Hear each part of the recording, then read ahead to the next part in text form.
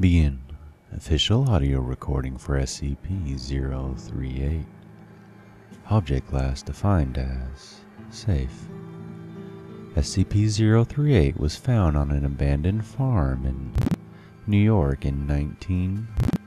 It was at first thought to be a common apple tree. However, upon closer inspection, it became apparent that SCP-038 was growing things other than apples, and in fact, other than fruit. SCP-038 has the ability to clone any object that touches its bark. Objects begin growing almost instantaneously and reach maturity within a matter of minutes. A weight limit of 90.9 kilograms or 200 pounds per object has been previously recorded.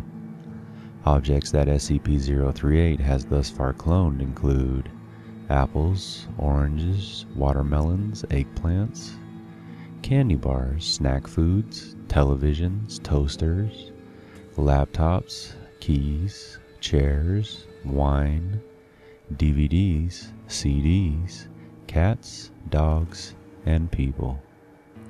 Human and animal cloning through SCP-038 is not recommended, as they appear to age quickly. The majority of these clones live on average 2 weeks. After thorough examination of the deceased clones, it has been determined that they had begun to ferment before death. Object is currently held on Site-23 and there are currently no plans to move it.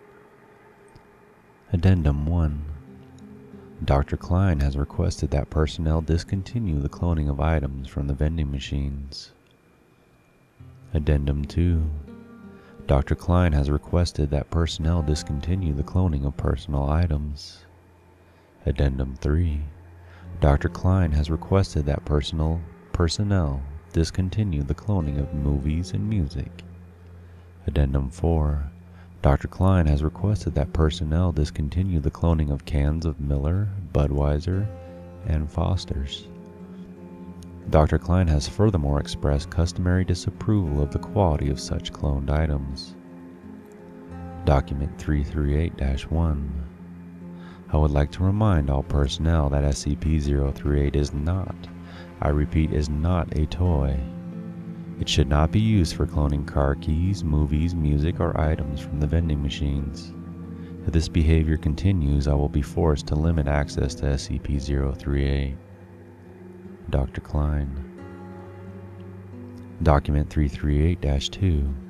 It has been noted that SCP-038 is able to clone SCP-500. However, such pills only work 30% of the time, with chance of successful healing dropping as time since cloned increases. In 60% of the cases where the infection is permanent, symptoms of the infection remain, though further infection is neutralized. SCP-038 Partial Testing Log. Select experiment only. For full test records and reports, contact affiliated researchers for authorization. Date 11/08. Intent: confirmation of mass limit, investigation into consequences of exceeding limit. Summary of test results. 400-pound steel ingot made contact with the outer bark of SCP-038. Chamber vacated as precaution. Cloned and grew at typical speed, but growth halted abruptly, short of completion. Examination of the end of the aborted facsimile revealed a rough texture superficially resembling miniature scale tree bark.